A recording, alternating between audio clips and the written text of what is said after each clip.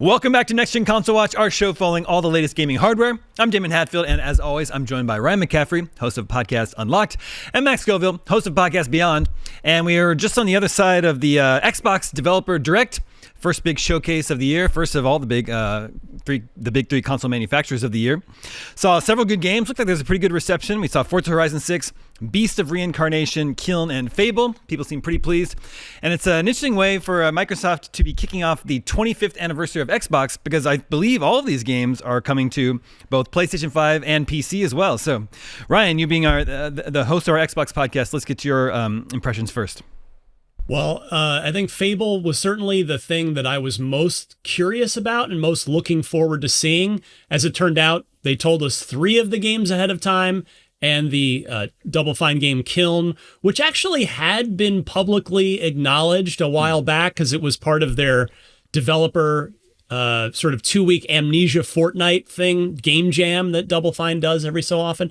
So it wasn't a completely, totally new thing, but it was the first time, they're actually building it into a game now, and they showed us all about that game. But Fable was the headliner coming in, and I think it was the headliner going out. And I thought, for me, this is the 4th time now that Xbox has done these developer directs. This was my favorite one of the 4, and that is largely on the back of Fable, because this is a game and a franchise that used to be one of Microsoft's pillars. You remember in the 360 era, Daemon, it was Halo, Gears, Fable, Forza. Those were the kind of the 4 that people would joke about, like, oh yeah, that's what you get from Xbox is those 4. And then most of them kind of went away for quite a while, including Fable. And now Fable's coming back in the hands of Playground, the developers, the very, very talented developers of Forza Horizon. And their pedigree is super strong. And I really think that they understood the assignment here after seeing a bunch of this in the Developer Direct. It seems to capture all of the essence and charm of Fable as this not fantasy action RPG, but fairy tale action RPG with all these, almost a game within a game. I think they even phrased it that way, with all the relationships you can have in the towns throughout the game, of being a landlord and getting married, getting divorced, having kids, and just doing all these sort of other things outside of the main quest. It's gorgeous. It's running on Forza tech, the same engine that the Forza games use, but it looks spectacular visually. And what was interesting is that Playground had 2 games in this showcase, the other, of course, being Forza Horizon 6. One of them is a timed exclusive for Xbox, and one of them, it has a different release strategy, which with Fable, it's day and date on PS5, which to me is clearly all about the fact that Microsoft does look at this as a relaunch of a potentially long-term big franchise, and they want to make the biggest splash possible and have the biggest launch and biggest success possible. And as per the fact that they sold 5 million copies of Forza Horizon 5 on PS5 last year, despite the fact that that game was 3.5 years old, they clearly see PlayStation as a key component of Fable having a successful relaunch. And so it's coming to everything day one. But I was super blown away by Fable, and I know we'll talk about the rest, but thought it was a really strong showcase. So Max, it seems like these Xbox shows are also for PlayStation gamers now as well. So what were your impressions? Extremely positive. It's very nice to know that these games will not be locked behind a console exclusivity. I guess it was a little surprising. I think I expected Fable to be cross-platform at launch, but what I thought was odd is that Forza acknowledged that the PS5 version was coming, which to me is almost like not really encouraging people to jump on it day one. I think they're just kind of like, if we build it, they will come. This is Forza Horizon 6. People are going to play this game, yes or yes. But it is interesting, historically we look at timed exclusives, whether it's because one version isn't ready or because it's a deliberate business deal. Usually they just don't acknowledge the things that it's not going to come to day one. I feel like that's almost an afterthought. And it's odd to me that they're like, it's coming out this day for Xbox, and it's going to be on PC, and it's going to be a cloud gaming. It's going to be Game Pass Ultimate, which is all very well and good. And I'll absolutely be playing it there day one, possibly before day one, if they have one of those, silly little add-on things where you get extra cars, because I'm a whale. I'll go for it. But for anybody who's, with a PS5 version, holding out for a PS5 version, I feel like there's almost this thing where it's like, well, if I hold out for PS5 version, it's probably going to be the best version. It's going to be polished. It's going to have maybe extra features. Yeah, I mean, again, they sold 5 million copies of this 3-year-old game, the last one on PS5. At this point, Xbox is the biggest publisher on PS5, which is kind of absurd. But again, we're in this bizarre situation where it's almost like Xbox games are operating separate from Xbox as a console. And I mean, Microsoft hasn't been, too vague about this. It seems like they're kind of pushing in that direction, and it's odd. I think there is this. I guess the question is, how do you get PlayStation 5 or PlayStation owners to tune into something like this? Because they want to get their attention, I'm sure. Are we going to see a thing where it's, framed as Xbox Game Studios really kind of hyping up the fact that this is just games, not just for Xbox owners, to get people in the door? Yeah, I don't know. It's weird. It's a weird feeling to watch an Xbox developer showcase, because just a few years ago there was, you'd see that logo. It's like only on Xbox, and play it day one and it was really emphasizing that you needed to be in one particular spot to experience these games. And now it's kind of like, yeah, wherever you are, just enjoy them when they come out, and they'll come out there eventually. If you are a PlayStation gamer, you're getting a double dose of Playground this fall, because there'll be both Forza Horizon 6 and Fable will launch in the fall for PS5. So you got a lot to look forward to if you're on PlayStation. And I mean, if you're a PS5 Pro owner, you are conceivably getting the best console version of these games. True. Maybe. I mean, it's, remains to be seen, but that's the most powerful thing out there on the console side. I mean, I'm sure there's PC people with higher powered rigs that are going to blow it out of the water, but yeah, it's kind of surreal to see Xbox taking this approach. I'm a little bit sort of baffled by it. I'm pleasantly surprised because these games all look phenomenal. I'm very excited for really all the above. And yeah, it's just kind of odd that they're not even burying the fact that it's coming to PS5. That's part of the strategy. That's unusual. Well, yeah, go ahead, Daemon. I was just gonna say they did bury the lead in that, even though they announced ahead of time that this developer direct was happening, there was no mention of, hey, PlayStation fans might want to tune in as well, right? We just saw PS5 True. mentioned several times during the show, and I don't think this is a big secret. There were not as many people tuning into this as they would a PlayStation State of Play. So my question is, maybe Xbox will want to start, when they announce these things, try to reach across the aisle and say, hey, PlayStation gamers, we're going to have stuff here for you too. You're going to want to tune in. Yeah, you're absolutely right. That's a great point. And I think that's constructive criticism for Microsoft. Yeah, if you want to drive higher tune-in numbers, if you're already making these games for PlayStation, let them know beforehand that all the stuff that we're going to show you is you're going to get a lot of it as well. And I think that's, I'm seeing a lot of reactions in the community in the immediate, post show aftermath here of, oh, well, yeah, it was fine, but like, I don't need an Xbox for any of this. And I think Microsoft, I'm not sure they care anymore. I mean, in the sense that I think these developer directs, the showcases that they do, they're not trying to sell you an Xbox anymore. They're just trying to sell you the games that they showed.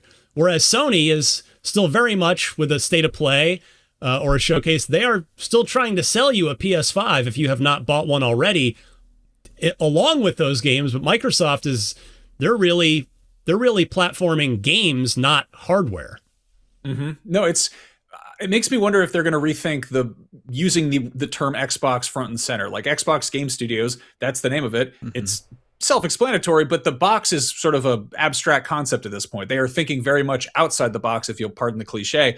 Conversely, you look at how a State of Play works, where they show off a bunch of games, even if it's including third-party stuff, and they just won't acknowledge if things are coming to different platforms. Yeah. And there was one State of Play where it showed off a bunch of cool things. It showed off, I think it was maybe the Marathon teaser trailer we first got, and just the Snake Eater Delta, and all this stuff. And it was, very much like, play it on PlayStation. It's got the PlayStation noise. And then afterwards, Microsoft tweeted out, they were like, hey, these are 17 of these games are coming to Xbox as well, or whatever number it was. And Microsoft is kind of doing the opposite. It makes me wonder if they're going to reframe Xbox Game Studios as Microsoft Game Studios, or if there's a, some sort of rebranding on the horizon. Because again, if you put Xbox right there front and center, you're not getting the attention of people who aren't playing in that ecosystem. And clearly they want to get that attention. This could have been a Playground Games developer direct. Well, yeah, so speaking of Playground games, we got Fable coming in the fall, but then we've got Forza Horizon 6 coming earlier on PlayStation. We know that's coming May 19th now.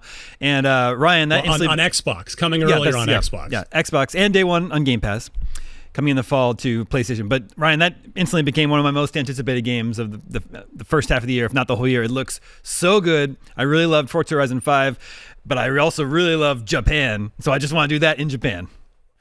It's funny. As soon as GTA 6 vacated May, we had this jump in there. We had Lego Batman Legacy of the Dark Knight jump into that May spot, and 007 First Light moved from March back to May for a little extra polish as well.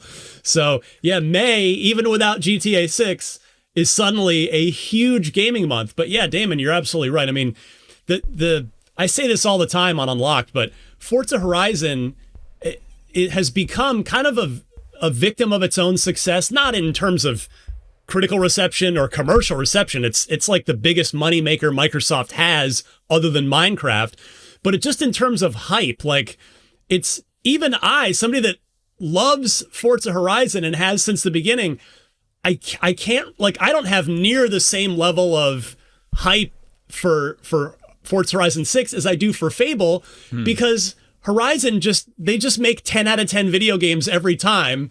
And it's just like, yep, new Forza Horizon. Oh, it's in Japan? That's cool. All right. I know it's going to be awesome when it arrives in May. And there's kind of not as much excitement there, but we did see a lot of cool stuff in this one. Namely, they did such a great job of showing off that they really are paying particular attention to Japanese car culture and really trying to build the game around Japan rather than just have it be a Forza Horizon game that happens to be set in Japan. So yeah, this is going to be awesome. And it's only now, like 4 months away. Exactly. And then there's Beast of Reincarnation, which I think is a kind of an odd choice here. Not in that the game looks bad at all. I think it actually looks very cool. But this isn't from a studio that Microsoft owns, and Microsoft isn't publishing this game. So I don't know. Is this here because Xbox is always trying to more closely relate itself to Japanese developers, because that's always been kind of a tough spot for them, Ryan? Well, I think certainly the Game Freak pedigree does matter here. I think that does play a part, as you're saying. But really, I think it's the Game Pass factor. Like they want to put a game front and center, as they did with Claire Obscure last year in last year's Xbox Developer Direct, to say, hey, here's this big third-party game that we know a lot of people are looking forward to on every platform. But hey, we've got it day one on Game Pass, so here it is in our showcase where we're going to, they're going to try and sort of take quote unquote ownership of it a little bit, in the same way as Max was saying that on every state of play, even the third party games, Sony tries to position everything as like making it look exclusive. Now, Microsoft wasn't quite as overtly doing that here, but I think they really were just leaning into, hey, here's a big AAA third party game that's going to be day one Game Pass. So maybe you should be subscribing to Game Pass, even though we keep raising the price. Max, what did you think of Beast of Reincarnation? If we're being perfectly honest, it kind of reminded me of a handful of games we've gotten recently that sort of just kind of went to the wayside. There was Kunitsugami Path of the Goddess, which came out. There was a Capcom one a couple years ago. And before that, there was Wild Hearts, which was the sort of EA published co-op, Monster Hunter like game. And this, I'm curious to see what a Game Freak game that isn't Pokemon is like. And it's interesting on that front. It's got a little bit of Nier Automata, a little bit of Okami in there. But again, it's kind of just got so much, I feel like, visual and mechanical DNA of similar games that I'm not jumping out of my chair to play it, but I'll totally give it the benefit of the doubt, especially if it's on Game Pass. And it's out in the summer too, so that's typically not a busy time. But there you go. There's at least one big game dropping in the summer. It definitely looks much more visually advanced than any Pokemon game or any other game we've seen Game Freak. So I could imagine Pokemon fans looking at this and being like, "What the heck? Yeah, right. where's this Pokemon?" And then Kiln. Kiln is the new multiplayer game from Double Fine. Looks, in typical Double Fine fashion, very clever, very imaginative, something off the wall, and probably unlike anything else we've ever seen. I don't know if this type of game is going to be for me, although I might have fun playing it with my kids. Who knows? But Ryan, did this catch your eye at all? Kiln. I think you summed it up pretty well. I mean, this isn't my favorite kind of Double Fine game. Like, I do appreciate that Double Fine over the years, with their Amnesia Fortnite game jams that they talked about at the beginning of their part of the presentation, the costume quests, the stackings, like those, we've gotten a lot of neat smaller ideas and smaller games out of Double Fine. And yeah, this one, I mean, we're looking forward to such a huge year of games with a lot of really, really big games that the fact they said this is spring, it's like, well, we just talked about 3 major releases in May alone. So for me, it's kind of a question of, is this going to come out at a time when it's not overshadowed by some other much bigger game? It's not to speak ill of Kiln at all. I mean, as you said, it definitely looks very imaginative. I love the sort of character customization where you can craft your own bowl or mug or whatever you want to do to try and decide how quick you want to move, how much water you want to be carrying to try and put out that opponent's kiln. So it's interesting, but yeah, I hope it's going to find the right release window where it doesn't kind of get completely forgotten about very quickly. Mm-hmm. 2 big factors here are, I think, crossplay, because it's a multiplayer thing, and also Switch. This seems like it could definitely find an audience because it's a family-friendly, all-ages thing. It's also definitely got some Splatoon and some Smash DNA to it. Agreed. Yeah. Switch 2 is a name that was missing from the developer direct. Nothing announced to be coming to Switch 2, although Xbox has said, they've got Indiana Jones that's still forthcoming, right, Ryan? Correct. Yeah. Okay. That's I wonder if it could be a dev kit issue, like maybe. And pardon me if I can't remember if I said this on Unlocked or this show, but there was some sort of word going around. I don't know if it's totally true or not, but the Nintendo was pretty stingy with Switch 2 dev kits prior to the launch. So it's possible that Microsoft does absolutely want to embrace the Switch 2. I mean, everything they've been doing would suggest that they want to sell games on Switch 2 where they can, but maybe they just haven't been able to get enough development time on the platform as of yet for a lot of their current projects. Well, it was a pretty good developer direct. Some really, really exciting games. No big misses, no big whiffs. All killer, no filler, as they say. So, viewers, what was your favorite game from the Xbox developer direct? Fable, Forza Horizon 6, Kiln, or Beast of Reincarnation? Make sure to vote at IGN.com the day this episode goes live. And we'll share the results with you next episode, just like we can the results of last week's episode. We want to know what Bethesda game should be remastered next, and coming in first place was Fallout New Vegas from 2010-ish, I believe. That would be followed by Fallout 3, Elder Scrolls 3 Morrowind, and at the bottom, Elder Scrolls 5 Skyrim, which I understand it's got like definitive editions and it's been re-released on everything, although not technically actually ever remastered, I don't believe. Okay, right now at Humble, you can get Humble Choice for just $14.99 and score a curated bundle of PC games for January, including Sonic Frontiers, Tomb Raiders 4 through 6 Remastered, Hunt Showdown 1896, Etrian Odyssey 2 HD, Nice Day for Fishing, Metal Slug Tactics, Settlement Survival, and Wizard of Legend 2. This month's choice is available through February 3rd, so head to humblebundle.com and start playing today. And that's our show. Thank you to both Max and Ryan. Thank you to Jober and everyone working behind the scenes to make this episode possible. My name is Damon. We'll be back next week with more on the latest gaming hardware news. We'll see you then.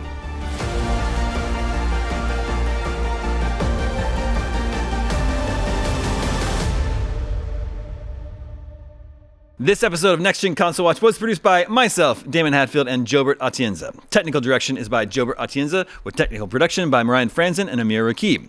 Audio engineering is handled by Amir Rakib. Post-production editing is by Jobert Atienza, and graphic design is by Justin Vachon. Next Gen Console Watch is an IGN production and part of the Geek Media Network.